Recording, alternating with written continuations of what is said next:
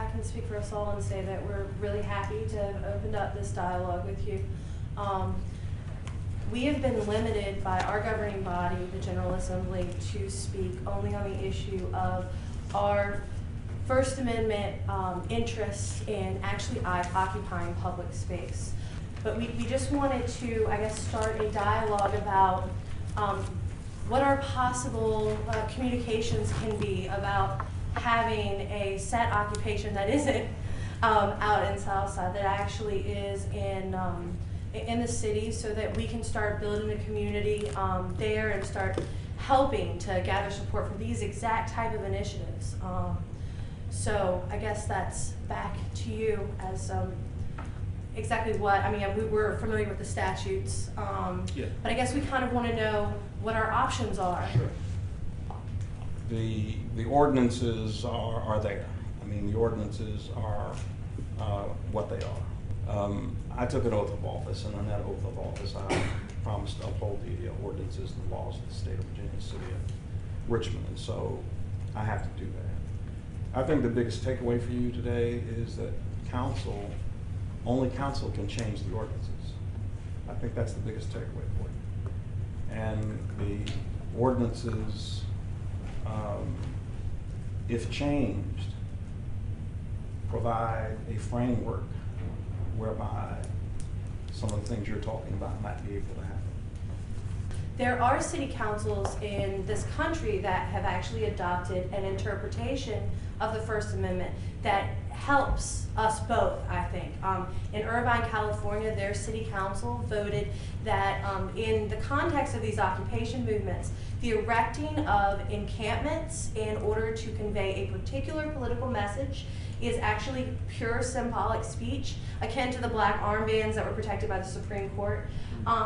If possible for your administration or the city council to adopt that sort of an interpretation, that gets us past this impasse that we have with this. I mean, we know that the rule of law is important. It's foundational in our society.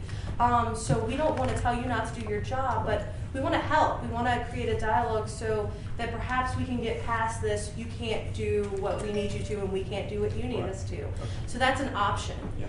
And again, you're right, that's an option.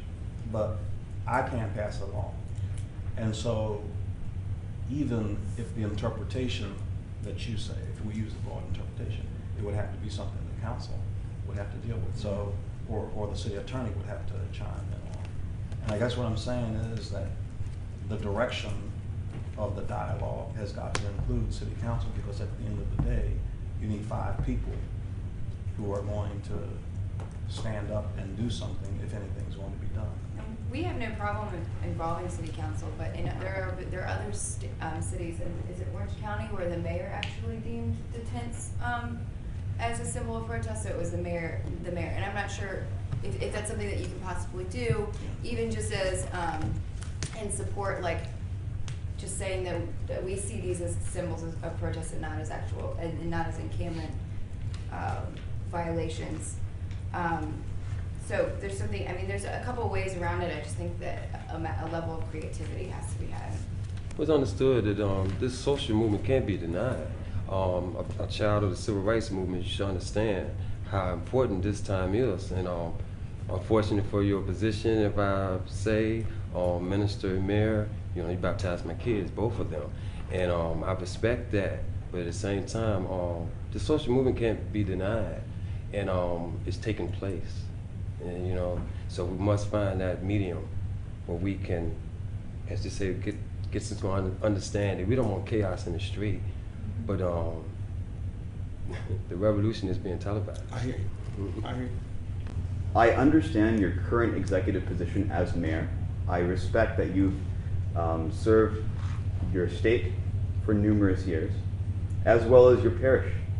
And we certainly applaud that, but we also have empathy for you, because in this position that you currently occupy, pardon the pun, we understand that you are under pressure, political pressure, and that we have this very right-wing party which, although its ideologies and policies and proposals and analyses have been discredited by the world, as evidenced by this global Occupy movement, it's still there. And so we would like for you to take a stand. Take a stand and show that you really stand for human rights. I'm not talking about this limited document of the Constitution. I'm talking about the Universal Declaration of Human Rights, which looks at human rights in 5 dimensions: cultural rights, social rights, economic rights, civil rights, and political rights. And I think if you do value these public spaces and the need for us to be able to dialogue and dissent in those public spaces at all times, if you recognize the need for the public sphere and the need to defend that, and if you really want to make Richmond a safe space for democracy, we would like to see more. But at the same time, we recognize that you are limited, you are constrained. And as students of Howard Zinn and Dr. King, we are going to take to the streets, whether or not we get City Council's approval. We will have to, because that's the only way that change will actually Well, I come. certainly understand that. I think that you may not choose to work at change the way I choose to work at change. And I may not choose to work at change the way you choose to work at change. But if we're all working at it together, maybe change will take place. And so I'm working at change through constraints of government, which is difficult. It's bureaucratic. But it's the hand that we have been dealt, because this is the system that is in place. And it would seem to me that you would be comforted in knowing that there's somebody in government that is trying to make these wheels turn, even though they turn ever so slowly. But as you agitate and protest and so forth and so on, then there's a way that those things kind of come together. And there is a tangential kind of overlap where there are common interests. Okay? Yes. You stated you were a child of the civil rights, not being born but being a participant. Right. And that we should feel encouraged by the fact that we have someone with that background in office. And at one point I was. But I feel the civil rights movement, and correct me if I'm wrong because I wasn't around at the time, was made up of peaceful movements and demonstrations. And you had sit-ins where you overtook establishments and sat, preventing not only people to walk through just socially, but affecting them financially as well. And you were met with unwarranted and violent police brutality. And I felt, as with someone with that background in office, there would be, I don't want to say sympathy, but you've been there. And I feel like the way you act doesn't support your background for me to truly appreciate what you've been through. Because at some point along this line, our basic birthright got confused with privileges. And I feel as if it's causing this imbalance that just shouldn't be. And if you truly took anything away from the civil rights movement, which I appreciate to this day, and it's part of the reason why I personally occupy now, because I know this isn't just for me. This is for when I'm long and gone and people that come after me as well. And I would like that cycle to be broken between peaceful protesters and peaceful movements and our relationship with our legislation and with our police force. And I don't feel like that's being done here. I feel like it's being talked about and it sounds nice. And I understand to a certain degree your hands are tied, but I also feel like some things are done extremely in excess and sometimes out of intimidation. And that's not a place either one of us wants to be, because that's not what I personally stand for. I don't feel like that's what the group stands for, because we haven't been extremely peaceful even in the wake of violence. And I feel like that's something to consider with your background, sir. And we will remain nonviolent. Of course. No matter how much violence we meet. appreciating everything that's been said, and also appreciating your office as a pastor. I'm also a student of theology by way of my education at Oakwood Seventh-day Adventist University. What I have taken away from my studies, my biblical studies, if I may, is that, and I'm not indicting you and saying that you or your colleagues think this way, but we understand that caring is not a business, it's an obligation based upon the empathy toward the human condition.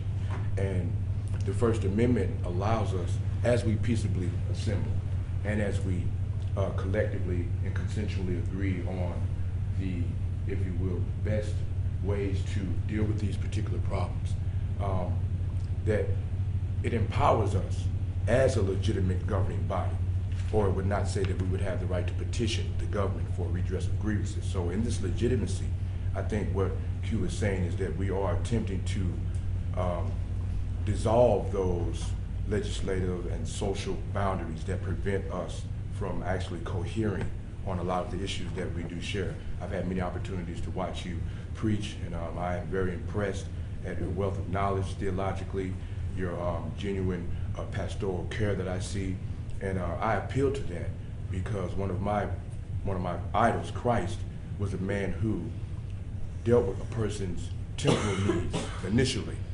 He just simply cared about the person rather than their issues, and I think that, as I said before, as we continue to dialogue and meet and discuss these certain issues, for us to find a better way to dissolve those barriers that prevent us from working together cohesively, that prevent us from actually taking instruction and guidance. Because I have no problem other than the fact that it seems to me, and I was detained by the Richmond Police Department, held without bond, for simply peaceably assembling with my brothers and sisters, not tooting my horn while walking around the camp, reminding the officers and ourselves that we are a non-violent, non-resistant movement, and we will comply in every way, because I believe this compliance allows us not only the opportunity to express that we can obey the law, but we can also be a law within ourselves and also work within the boundaries of it. So that's the strength, I think, that as an individual member of Occupy Richmond that we bring within our collective.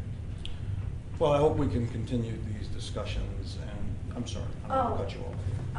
I was going to say, we do have a way that you can lend us a hand that is well within your power. We would love it if you would lend your active and vocal support to an interpretation of that law that would facilitate our being able to encamp at a public space, utilize an encampment as a pure symbolic form of freedom of speech. If perhaps you would lend us your active and vocal support through maybe issuing a statement or supporting us at City Council, this might tip the scales in our favor for other people to recognize that what we are doing is a foundational, fundamental liberty, and that it is a prerequisite for us to address those social ills that we all want to see done away with. It's a prerequisite for us to be able to gather a community around us and educate ourselves before we try to address these problems that generations of legislatures and governmental agencies have been completely ineffectual in dealing with. So that's something we can consider.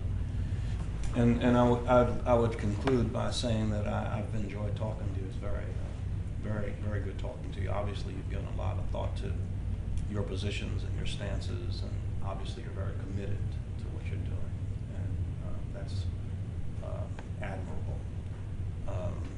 I don't want you to lose sight of the fact that in order to change any of these ordinances, you need to have City Council, 5 people on City Council to do that. And I also would like to suggest, as Q said, provide guidance. Don't allow yourselves to be used by entities that do not have your values for their own political gain, and allow you to become pitted against, or allow you to become ploys in political plots that pit people against each other, and at the end of the day, do not foster your mission. Okay. I would like to thank you and you all Yes. for, Yes, for thank you. dialoguing and conversating with us, making this possible. And I, for one, look forward to this continuing. We don't know how the GA will do as far as additions to, you know, some of our faces might not be appear again, but the issues will remain the same. And hopefully we'll continue to go forward. I feel good, and I appreciate it. I really do. And you know, if you after you have an opportunity to dialogue with some of the members of City Council, bring them into the discussion. If you want to get back with me, I'll be more than happy to do that. And I've heard your request, and I will consider it. Thank you. Okay, Then, appreciate it. Oh, thank you. Thank you, Mr. Likewise. Yes. Likewise. Mark, thank you for your time and attention.